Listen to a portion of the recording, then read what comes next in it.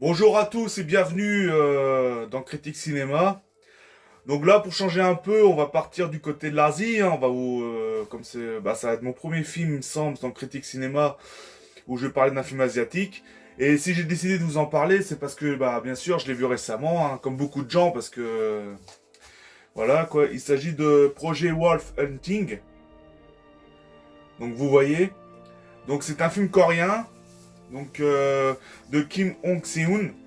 Donc voilà, après les noms des acteurs, bon après j'aime bien les films asiatiques, mais bon après le nom des acteurs, je vais pas trop les citer, je vais plutôt vous parler un petit peu, vous faire une analyse sur ce film, mais je vais pas trop vous parler des acteurs parce que pour moi, c'est vrai que même si j'aime bien les films asiatiques, je retiens pas les noms des acteurs, à part quelques-uns, mais bon bien sûr les plus connus quoi, mais et comment, voilà quoi. Donc déjà avant tout, j'aimerais remercier encore une fois ESC parce que ESC c'est pas la première fois que je commande chez eux et ils nous font des magnifiques coffrets, hein, des magnifiques coffrets. Donc celui-là, alors là, celui-là, donc voilà, donc je l'ai enlevé. Donc il s'ouvre, voilà comme ça, et à l'intérieur, regardez. Il y a eu le magnifique, un magnifique poster que j'ai mis avec d'autres films à côté. Et il y a recto verso, mais bon, j'ai pris la page, l'original du film, quoi. Et du coup, il y a aussi à l'intérieur, il y a aussi, bon, je les ai pas encore défaites, mais bon, des cartes collector du film. Donc dans la plupart des coffrets que ESC nous font, ils nous font toujours des coffrets collector du film, quoi. Et voilà, je trouve que c'est un très bon coffret DVD Blu-ray. Donc après, j'ai toujours pas compris des fois pourquoi pourquoi ils nous mettent le DVD avec le Blu-ray. Parce que ce que je veux dire par là, c'est que comment, généralement il y a le DVD, le Blu-ray. Généralement, moi je regarde le Blu-ray, je vais pas regarder le DVD. Mais après, on peut pas dire maintenant tout le monde au moins a un lecteur DVD, mais qui peut lire aussi les Blu-ray, un lecteur Blu-ray ou des appareils qui peuvent lire les Blu-ray. Donc c'est pour ça. C'est vrai que c'est bizarre. À chaque fois, il y a beaucoup de coffrets comme ça où ils font DVD et Blu-ray. Mais bon, généralement le DVD, j'y touche jamais s'il y a le Blu-ray avec, quoi. C'est ça que je veux dire. Donc voilà pour ça. Donc maintenant, je vais vous parler du film. Donc j'ai passé un excellent moment. Donc voilà, donc ce que j'aime bien dans les films asiatiques, c'est qu'ils aiment bien pousser dans la violence, le gore, le trash. Donc voilà, donc ce film il est bien gore. Bah après bien gore, mais d'un côté ça me fait plus rien. J'ai l'habitude de voir des genres de films avec plein de sang, etc., du gore, etc. Et j'ai vu quand même énormément de films qui sont pires que celui-ci niveau gore. Mais celui-là, il est quand même bien trash, hein. Je parle pour les amateurs, ceux qui n'ont pas trop l'habitude de voir des films bien violents. Celui-là, vous êtes prévenus, il est hyper violent. Voilà quoi. Après, ce que j'ai bien aimé aussi dans ce film, c'est il avait à un moment donné, il avait quand même, j'avais l'impression qu'il avait un petit côté slasher. Donc, attention, j'ai pas dit que ce film était un slasher. Non, non. Ce film, parce que les slashers c'est un sous-genre de film d'horreur. Mais j'ai dit que celui-là, il me fait penser à un moment donné à un slasher. Il avait quand même un petit côté slasher. Du fait qu'en fait, si je vous raconte vite fait l'histoire, donc l'histoire, c'est une bande de prisonniers qui doivent être transférés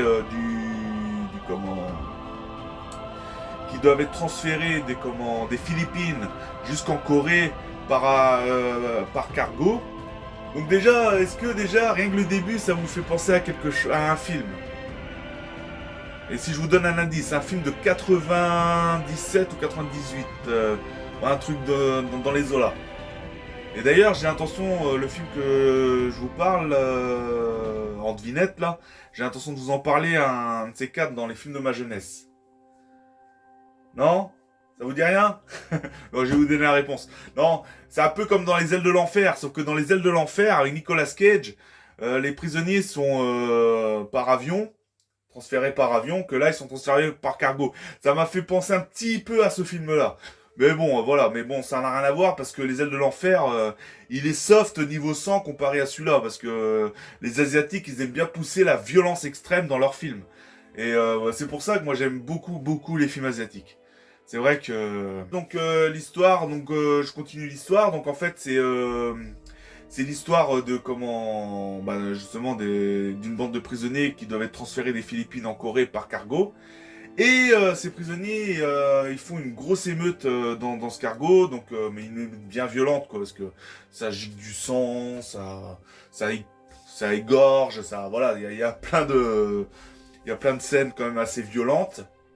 Et pendant leur émeute, ils ont réveillé un espèce de monstre. Et c'est ça que je voulais en venir par rapport au côté slasher. C'est que l'espèce de monstre, comme un prisonnier surhumain, quoi, avec les yeux qui ont été recousus ou je sais pas quoi là, devant là. Et lui, il décime tout sur son passage. Donc ça faisait penser à les gros tueurs en série dans des films comme justement les slashers. Quand ils déciment et tuent tout sur leur passage, bah lui c'est exactement pareil. Dans le bateau, il tue tout sur son passage, mais bien violent quoi. Le mec il est bien robuste. Donc voilà au sujet de projet Wolf Hunting. Donc moi c'est un film que je vous conseille de voir. Donc c'est un film, si vous aimez les films asiatiques, les films gore, des films bien violents avec une histoire. Bon après l'histoire, elle est à peu près banale. C'est une histoire simple. Il n'y a pas besoin de se creuser la tête pour essayer de comprendre l'histoire.